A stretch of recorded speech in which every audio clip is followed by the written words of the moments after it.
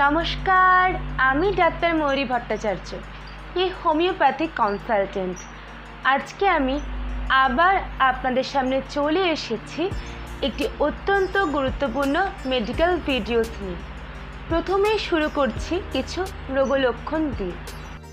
একজন ব্যক্তি সকালবেলা ঘুম থেকে উঠছেন, হঠাৎ উনি অনুভব করলেন যে ওনার মাথা ঘুরছে, অর্থাৎ ভার্টাইগো হচ্ছে ডাক্তারি পরিভাষায়, এবং তার সাথে হাত পা অবশ হয়ে যাওয়া অর্থাৎ নাম্বনেস লক্ষ্য করা যায়।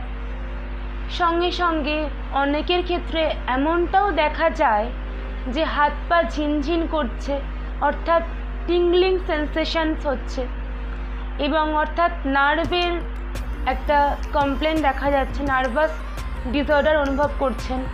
অনেকের হাত পায়ে জ্বালা করে, মাঝে মাঝে বুকে ব্যথা, তার সাথে ঘাড়ে অস্বস্তি, এবং অনেক সময় পশ্চারাল হাইপোটেনশনও হয়। মানে যখন একজন ব্যক্তি ঘুম থেকে উঠলেন, অর্থাৎ শুয়ে উঠতে গেলে হঠাৎ করে মাথা ঘুরে যাওয়া, এটাকেই বলে পশ্চারাল হাইপোটেনশন।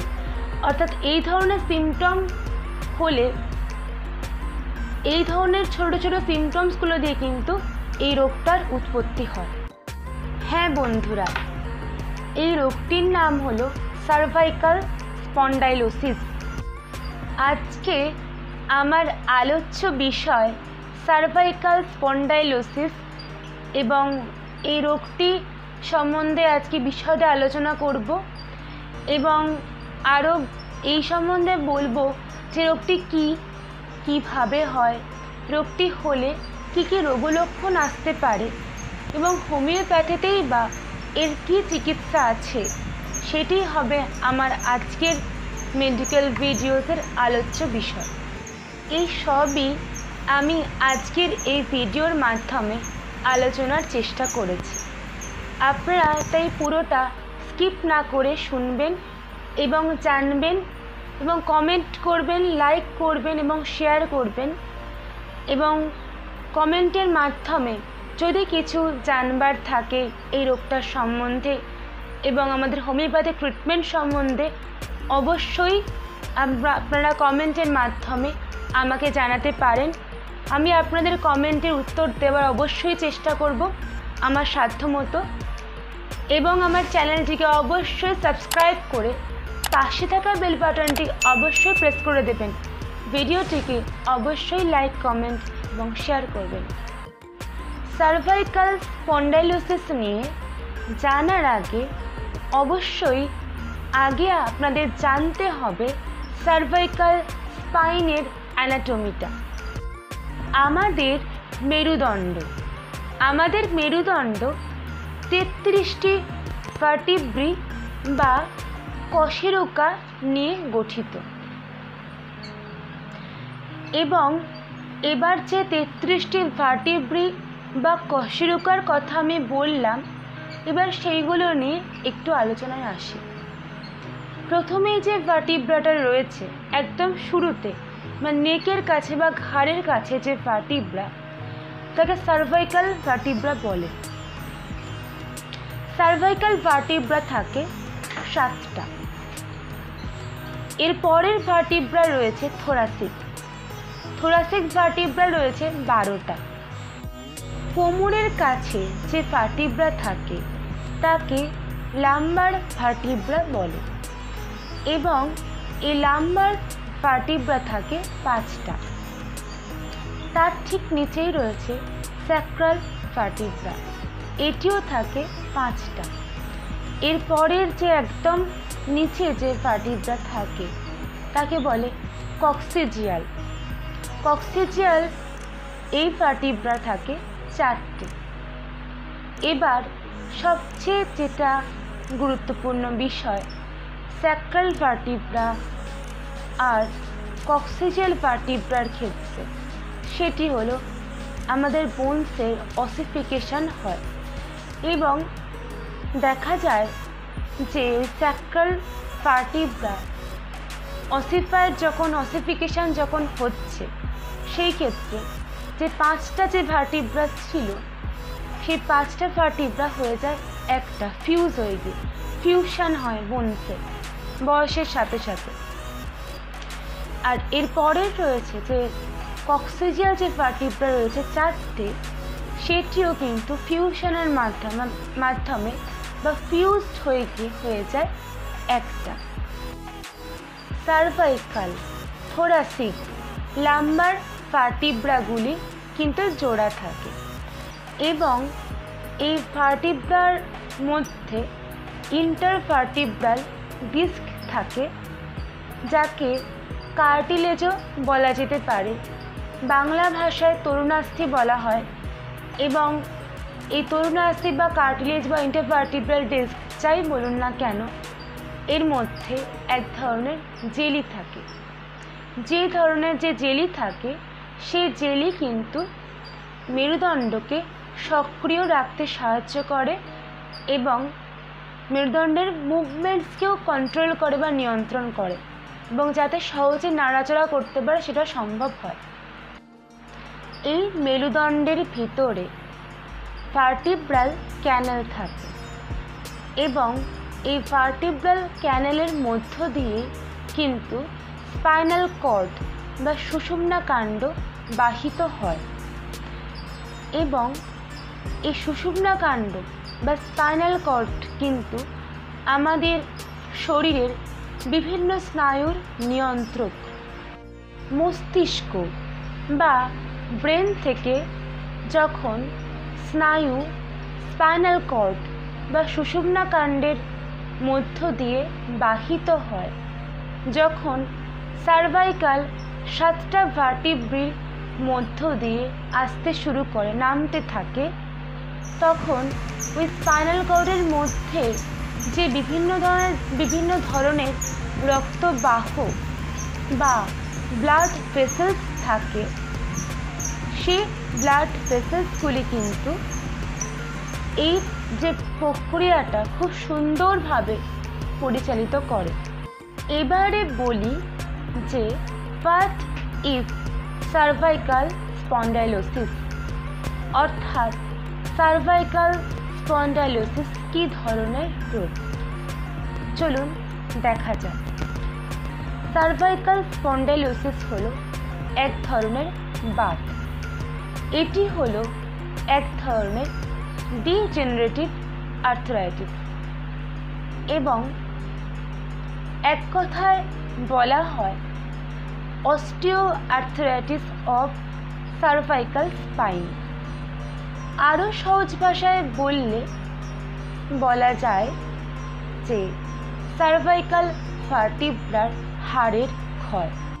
এবারে এই ক্ষয়যুক্ত হাড়ের মধ্য দিয়ে যদি স্নায়ু বা নার্ভস বা রক্তবাহ বা ব্লাড ভেসেলসগুলি যখন চলাচল করে বা বাহিত হয়, সেই সময় তাহলে তার মসৃণতায় অবশ্যই ব্যাঘাত ঘটবেই এবং তার ফলে দেখা দেবে বিভিন্ন রোগলক্ষণ। সাধারণত এই সার্ভাইকাল ভার্টিব্রা আমাদের স্পাইনাল কর্ডকে প্রোটেক্ট করা ছাড়াও আরও ভীষণ কিছু গুরুত্বপূর্ণ কাজ করে। চলুন এবারে দেখা যাক যে সার্ভাইকাল ভার্টিব্রার কী কী গুরুত্বপূর্ণ ফাংশনস বা কাজ রয়েছে। এবারে দেখা যাক কী কী গুরুত্বপূর্ণ ফাংশনস রয়েছে এই সার্ভাইকাল ভার্টিব্রা। নাম্বার 1, আমাদের হেডের মুভমেন্টকে নিয়ন্ত্রণ করে।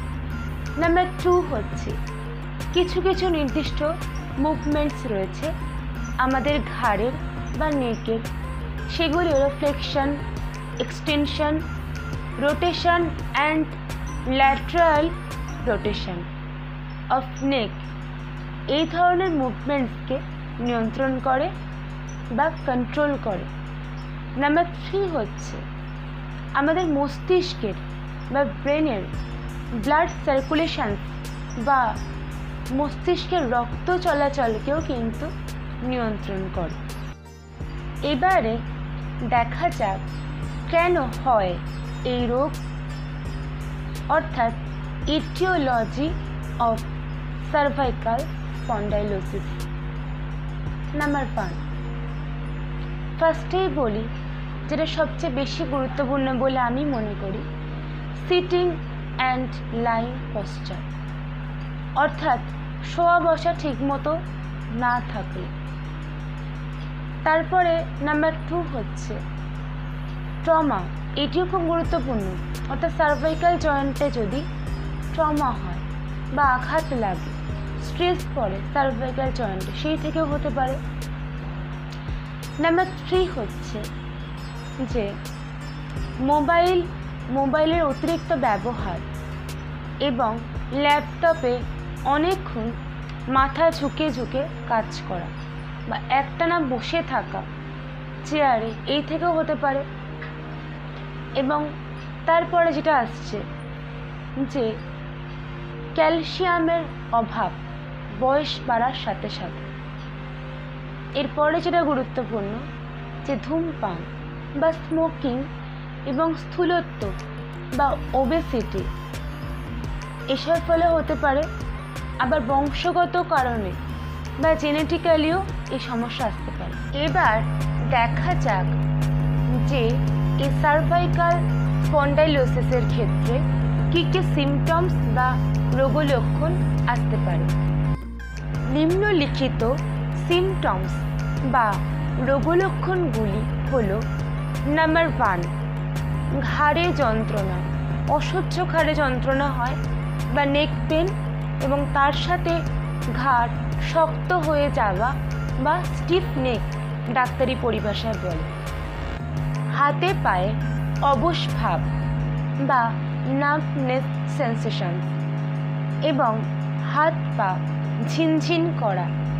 নাম্বার 3 হচ্ছে এই ঘাড়ের যে যন্ত্রণা হচ্ছে তার জন্য হাঁটতে চলতেও অসুবিধা হতে পারে এবং কোনো কোনো ক্ষেত্রে মাথার টলে যাওয়ার একটা ভয় আসতে পারে। নাম্বার 4, এই যে ঘাড়ের স্পন্ডাইলোসিস বা সার্ভাইকাল স্পন্ডাইলোসিস হলে খুবই যেটা সবচেয়ে গুরুত্বপূর্ণ, যেটা মানুষকে অনেক বেশি কষ্ট দেয়, সেটা হচ্ছে ঘুমের অসুবিধা হতে শুরু করে মারাত্মক আকারে। এবার যেটা আরও বেশি গুরুত্বপূর্ণ সেটা হচ্ছে, যেটা এই রোগের একদম অন্যতম গুরুত্বপূর্ণ সিমটমস, সেটা হচ্ছে ভার্টাইগো বা মাথা ঘোরা। আসুন এবারে দেখি কি কি হোমিওপ্যাথিক মেডিসিনস রয়েছে এই রোগের জন্য। প্রথমেই বলি, আমরা হোমিওপ্যাথ ডাক্তাররা রোগের নয়, রোগীর চিকিৎসা করি। প্রথমে যে মেডিসিনটির কথা আমি বলবো সেটি হলো ব্রায়োনিয়া 30, খুবই গুরুত্বপূর্ণ মেডিসিন। এই মেডিসিনটির সাথে আপনারা অনেকেই পরিচিত, কিন্তু এই মেডিসিনটি ঘাড়ে ব্যথায় এটি অসম্ভব গুরুত্বপূর্ণ ভূমিকা পালন করে থাকে।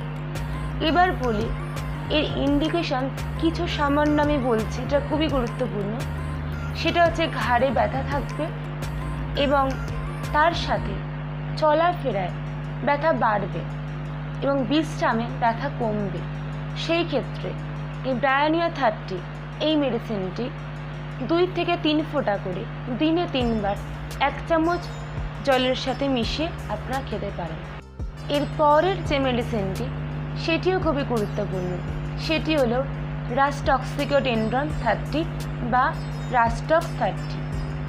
এই মেডিসিনটিও কিন্তু অত্যন্ত কমন একটা মেডিসিন, কিন্তু এটিও কিন্তু ঘাড়ে ব্যথায় এর খুবই গুরুত্বপূর্ণ কাজ রয়েছে।